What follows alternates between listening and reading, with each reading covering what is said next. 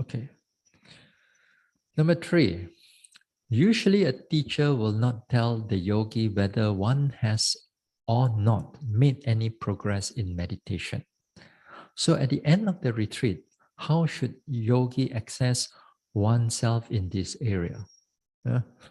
Usually, a teacher will not tell a yogi whether one has or not made any progress in meditation. So, at the end of the retreat, how should a yogi access oneself in this area? Uh, so, how do you know you're progressing or not? Uh, you want my chalk and sign letter? You progress and chalk sign there. Uh, you see, the thing is that about this progress, I mean, um, these things you become familiar again after you attend a number of retreats. But sometimes because we are not so familiar with meditation, a lot of times that when we access our progress, it's it's very opposite from what the teacher access you. Yeah.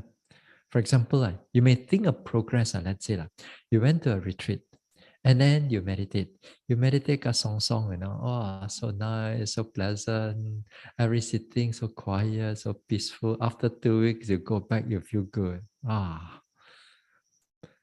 Then to you, you think, oh, it is good progress, ma, because outside there I'm so luan and so noisy and so a lot of thinking so much, but I come to a retreat so quiet, so peaceful. Then 2 weeks you went back, so you access it that you are developing, but actually you are not any form of development. That means in a form of delusion or wrong understanding again, wrong understanding about the progress, about how the vipassana progress. This is not, but there's a lot of people want this type of progress because it's nice and pleasant. Everything is so nice and pleasant. Everything feels good. So this is not progress. You feel progress, but the teachers don't think that is progress. Uh, uh. Then on the opposite one, let's say you meditate. Morning pain, afternoon pain, night pain. Next day again, pain here, pain there, pain everywhere. Next following week, pain again, you try again. Then to the teachers that, hey, not bad, at least you can able to notice things. But then you yourself feel that cannot like everyday pain like that. What type of progress is this? you know. Then or maybe in another way is that maybe you note your rising, falling after that. You can still note your rising, falling, everything quite clearly. Maybe when you begin in the first week, you got nothing much, but you try 1 week later, walk, sit. Then after that, hey, you can notice the rising and falling a bit more clearer.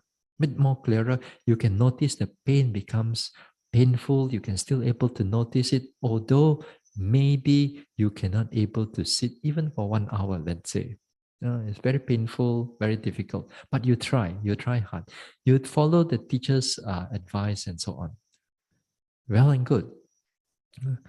But you don't still see yourself progressing because in between, there will be a lot of sleepiness and thinking.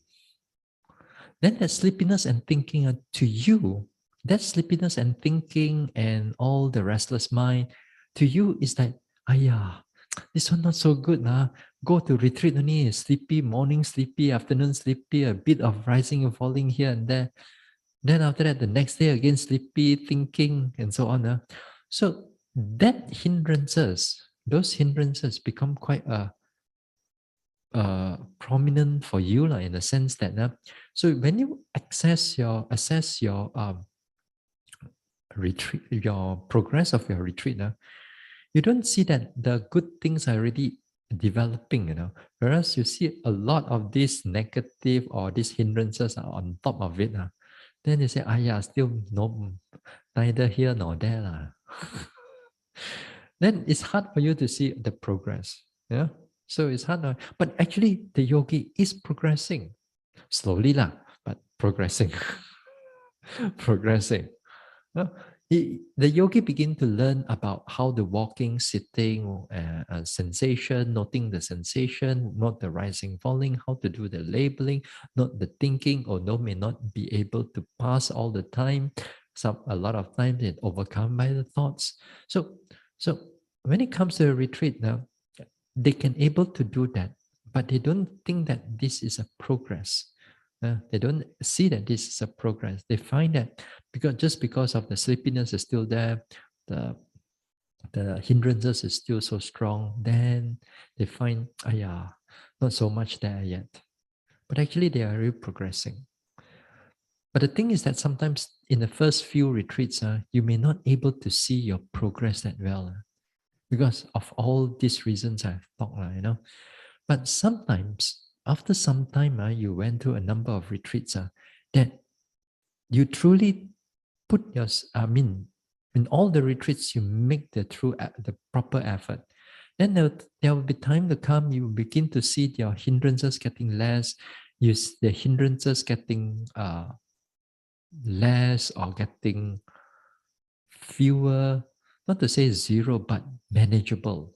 Then you find that you can able to sit for an hour, but an hour it's more quality type of hour that you can able to notice a number of objects, very clear objects.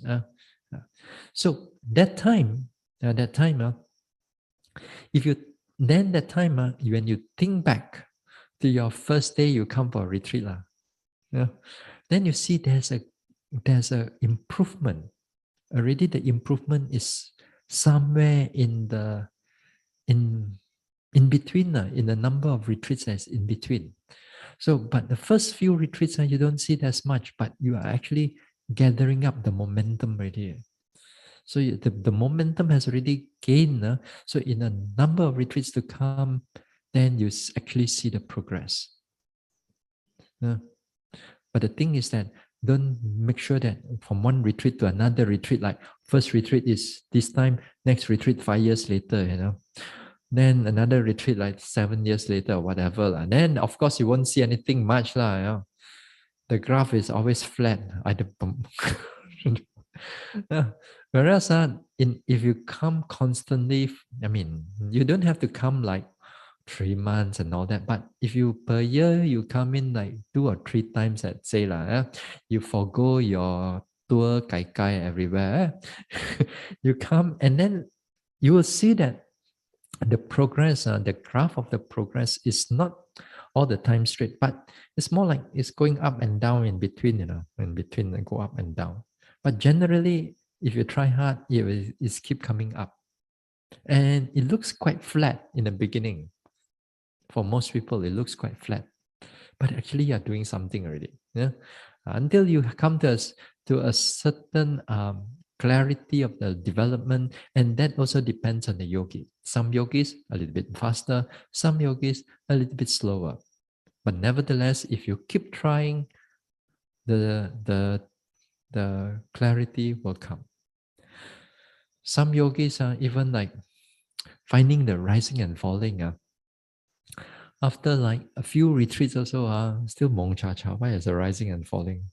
Still do not know where the rising and falling is. Walking also do not know how to do a proper walking and so on. Yeah? And then that because of the skills are not there, every time they come into a retreat, they repeat the same old thing all over again. Then the practice will definitely will be slow. Yeah? So let's say you gain the skills of how to walk and how to note and how to pay attention to your objects, then you try hard and you try and try and try, and then retreat after retreat, you'll see the progress will come in. That time, you can actually see for yourself the progress.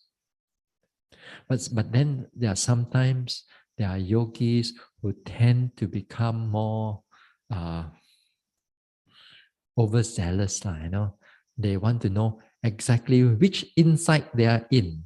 Is it first insight knowledge or the second insight knowledge or the third insight knowledge or already near Nibbana already.